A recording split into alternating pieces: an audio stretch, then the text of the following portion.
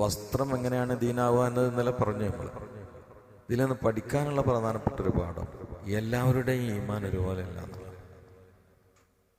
ഇവിടെ ദീന് ഈമാൻ എന്നൊക്കെ ഒരേ മാനക്കാണ്. അപ്പൊ എല്ലാവരുടെയും ദീന് ഒരുപോലെ ഇല്ല എന്ന് പറയുമ്പോൾ എല്ലാവരുടെയും ഈമാൻ ഒരുപോലെ ഇല്ല, എല്ലാവരും ഒരുപോലെ ഇല്ല എന്നാണ്. അതാണ് എല്ലാവരും ഒരുപോലെ അല്ല. ലോകത്ത് എല്ലാ വിഷയവും അങ്ങനെയാണ്. സ്ഥലങ്ങളെല്ലാം ഒരുപോലെയാണ് അല്ലല്ലോ. ഇപ്പൊ തൊട്ടടുത്ത് ഒരുപാട് ബിൽഡിംഗ് ഉണ്ട്, അതും സിമന്റ് കൊണ്ടും കമ്പി കൊണ്ടും കുമ്മായം കൊണ്ടും ഒക്കെ ഉണ്ടാക്കിയാണ്. പള്ളി ഉണ്ടാക്കിയതോ വെള്ളി കൊണ്ട് മുന്നോണ്ടോ?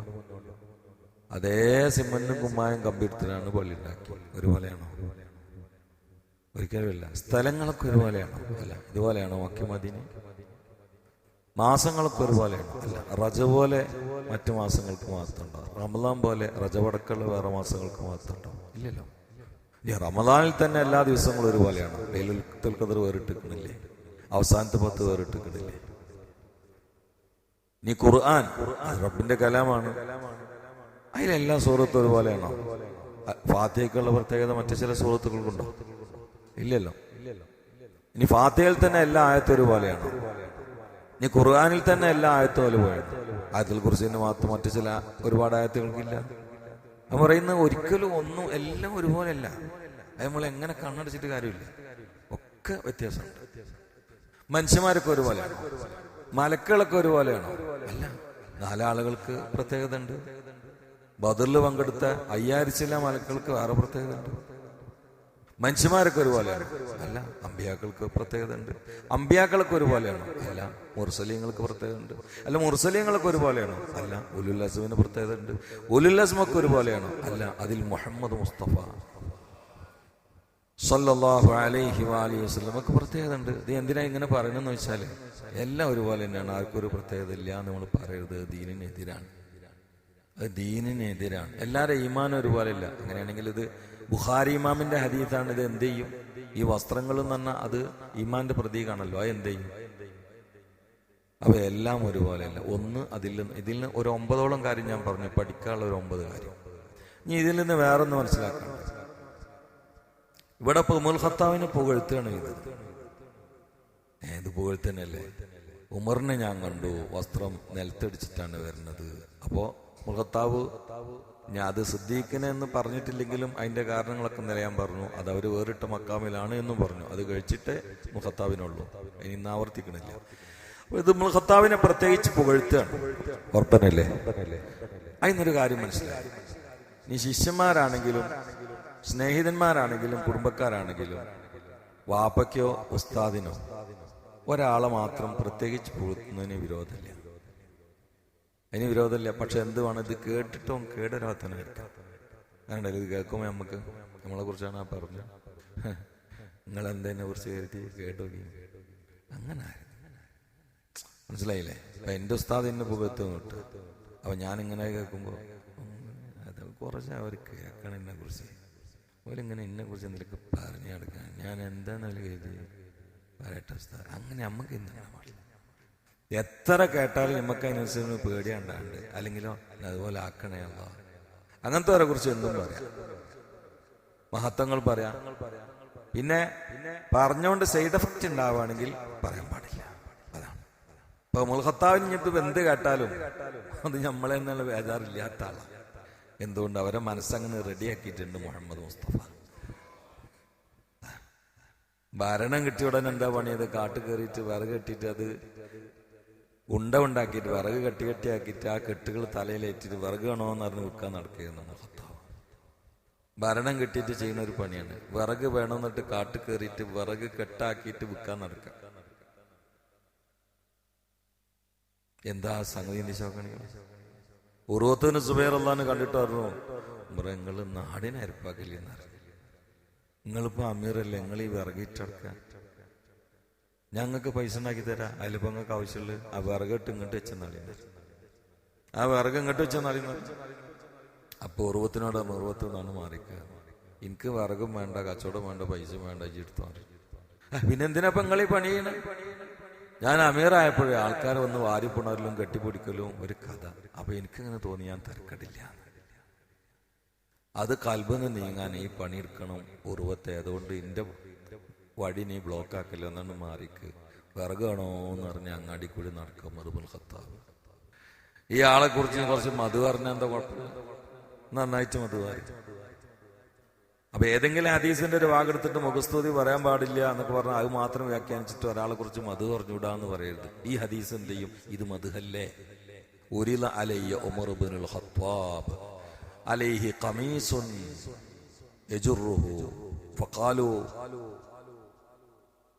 അവര് ചോദിച്ചു, എങ്ങനെയാണ് തവീൽ ചെയ്യാൻ നബിയെ? ഖാലദ്ദീൻ, ദീനാണെന്ന് പറഞ്ഞു. ഇതിനേക്കാൾ വലിയ മധുഹ എന്താ ഉള്ളത്? അതാണ് മറ്റൊന്ന് പഠിക്കാനുള്ളത്. ഇനി വേറൊന്ന് പഠിക്കാനുള്ളത്, കിനാവ് പറ്റേ തള്ളാൻ പറ്റില്ല. ചില കിനാവൊക്കെ ഓക്കെയാണ്, നമ്മൾ പറയാം അത് കിനാവല്ലേ. അങ്ങനെയാണ് ഈ ഹദീസ് എന്തിനാ ഉദ്ധരിക്കുന്നത്? കിനാവ് എല്ലാം തള്ളാനുള്ളതല്ല, എല്ലാം നമ്പാനുള്ളതുമല്ല.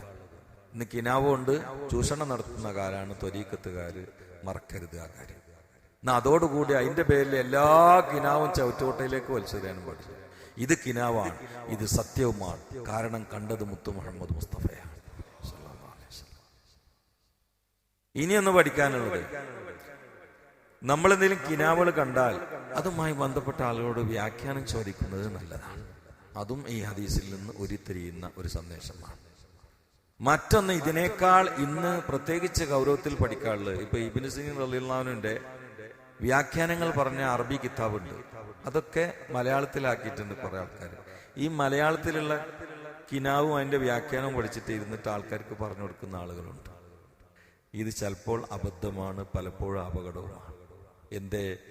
ഒരേ കിനാവ് പല ആളുകൾ, ഞാൻ കിനാവിനെ കുറിച്ച് ആകെ കണ്ട് പഠിച്ചപ്പോൾ എനിക്ക് മനസ്സിലായ ഒരു സത്യം, ഒരേ കിനാവിനെ പല ആളുകൾ കണ്ടാൽ പല വ്യാഖ്യാനമായിരിക്കും. അപ്പൊ നമ്മളിത് മലയാളത്തിലാക്കിയിട്ട് വ്യാഖ്യാനം പഠിച്ചിട്ട് ഒരു കിനാവിനെ കുറിച്ച് ഒരു വ്യാഖ്യാനമാണ് മനസ്സിലാക്കിയിട്ട് വരുന്ന ആൾക്കാരോടൊക്കെ അതേ വ്യാഖ്യാനം പറഞ്ഞാലോ ശരിയാവൂല. കാരണം ഒരേ കിനാവിനെ പലരും കണ്ടാൽ പല വ്യാഖ്യാനമായിരിക്കും. ഇപ്പൊ ബഹുമാനപ്പെട്ടവരോട് ഒരിക്കലും ഒരാളെന്ന് പറഞ്ഞു, ഞാൻ വീടൊന്നായിട്ട് തേ പിടിച്ചോണ കിനാവുണ്ട് പറഞ്ഞു. എന്റെ വീട് താമസം വിന അഗ്നിക്കിരയാകുന്നവർ, കത്തിപ്പോകുന്നവർ, അങ്ങനെ തന്നെ പോയിച്ചത്. ഇതേ കിനാവ് വേറെ ആള് കണ്ടു, ഞാൻ പോരൊന്നായിട്ട് തീ പിടിക്കണ കിനാവുണ്ട്. അപ്പൊ അയാളോട് പറഞ്ഞു, എനിക്ക് പെട്ടെന്ന് നീതി കിട്ടുന്ന. കണ്ടതുവരെ കിനാവ്, വ്യാഖ്യാനം രണ്ട്. കാരണം രണ്ട് വ്യക്തികളാണ്. ഇത് നമ്മൾ എന്ത് ചെയ്യും? ആ അഭിനയിച്ച ചരിത്രത്തിൽ തീ പിടിച്ചത് കിനാവ് കണ്ടപ്പോ വീട് കരിയെന്ന് പറഞ്ഞിരിക്കുന്നത്, അതാണ് പഠിച്ചേക്കും. ഇനി ഇത് ആരെങ്കിലും കണ്ട അവരോടൊക്കെ തന്നെ പറയും. ഒരേ കിനാവ് പലരും കണ്ടാൽ പല വ്യാഖ്യാനമായിരിക്കും. ഇതൊന്നും പഠിക്കാതെ അരമുറിയാൻ മാത്രം പഠിച്ചിട്ട് ജനങ്ങളെ പഴപ്പിക്കുന്ന ആളുകളുണ്ട്. അവിടെ പോയിട്ട് തപസ്സിരിക്കരുത്. നമ്മളെ പൈസ പോവും, നമ്മളും നശിക്കും. അള്ളാഹു കാത്ത് രക്ഷിക്കട്ടെ. ഏത് കാര്യത്തിനെ കുറിച്ചും അപ്പുറപ്പുറം പഠിച്ച ആളുകളുണ്ട്. അവരോട് ചോദിക്കാതെ കാര്യങ്ങളൊക്കെ നമ്മുടെ ജീവിതത്തിൽ കൊണ്ടുവന്നാൽ വലിയ അപകടമാണ്. ഹദീസാണെങ്കിൽ ആയത്താണെങ്കിലൊക്കെ തന്നെയാണ്. അതിന്റെ അപ്പുറം ഉണ്ടാവും, ഇപ്പുറം ഉണ്ടാവും. ആയത്താണെങ്കിൽ ഇത് നസ്ഖ് ചെയ്യപ്പെട്ട ആയത്താണോ അല്ലെങ്കിൽ തഖ്സീസാണോ, ഇതൊക്കെ നോക്കണം. അല്ലെങ്കിൽ ഒരു ഭാഗം കണ്ട് അതിന്റെ പരിഭാഷ വായിച്ചാൽ അബദ്ധത്തിൽ വീഴും.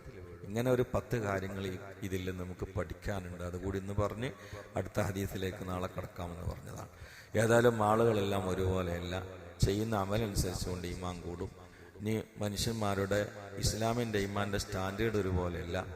അത് തന്നെയും ഒരാൾക്ക് തന്നെയും കൂടുകയും കുറയുകയും ചെയ്യാം. പല ആളുകളുടെയും നില വ്യത്യസ്തമാണ്. അത് ഈമാന്റെ വിഷയത്തിൽ എന്ന് മാത്രമല്ല, എല്ലാ സംഗതികളും ഒരുപോലെ ഒരാള് എന്നത്, അല്ലെങ്കിൽ ഒരുപോലെ ഒരു സ്ഥലം എന്നത്, അല്ലെങ്കിൽ ഒരുപോലെ ഒരു സമാൻ എന്നത്, അല്ലെങ്കിൽ ഒരുപോലെ ഒരു മക്കാൻ എന്നത്, അല്ലെങ്കിൽ ഒരുപോലെ ഒരായത്ത് എന്നത്, ഒരുപോലെ ഒരു സൂറത്ത് എന്നത്, ഒരുപോലെ ഒരു പ്രവിശ്യ എന്നത്, ഒരുപോലെ ഒരു നാട് എന്നത്, ഇതൊന്നും ദീനിലില്ലാത്തതാണ്. എല്ലാത്തിനും അതിൻ്റെതായ മഹത്വമുണ്ട്. അത് ഉൾക്കൊണ്ടുകൊണ്ട് വേണം നമ്മൾ ജീവിതത്തിൽ നടപ്പിലാക്കാൻ. അല്ലാഹു തൗഫീഖ് ചെയ്യട്ടെ. സല്ലല്ലാഹു അലാ മുഹമ്മദ് സല്ലല്ലാഹു അലൈഹി വസല്ലം. സല്ലല്ലാഹു അലാ മുഹമ്മദ് സല്ലല്ലാഹു അലൈഹി വസല്ലം. اللهم صل على محمد يا ربي صل عليه وسلم. الحمد لله رب العالمين. اللهم صل على سيدنا محمد النبي الأمي الطاهر الزكي وعلى آله وصحبه وسلم. اللهم اغفر للمؤمنين والمؤمنات والمسلمين والمسلمات الأحياء منهم والأموات إنك مجيب الدعوات. اللهم انصر أمة سيدنا محمد وارحم أمة سيدنا محمد. تجاوز عن أمة سيدنا محمد. اجعلنا من خيار أمته ومن محبيه واغفر لنا يا غفار وانصرنا يا نصير وافتح لنا يا فتاح يا فتاح يا فتاح واقض ديوننا يا قاضي الديون وهب لنا يا وهاب واستر عيوبنا يا ستار وارحمنا يا رحمن واغفر لنا ولمن دفنوا حوالينا ولوالدينا ولأساتذتنا ولجميع المؤمنين والمؤمنات آمين برحمتك يا أرحم الراحمين وصلى الله تعالى وسلم على خير سيدنا محمد وآله وصحبه أجمعين سبحان ربك رب العزة عما يصفون وسلام على المرسلين والحمد لله رب العالمين. السلام عليكم.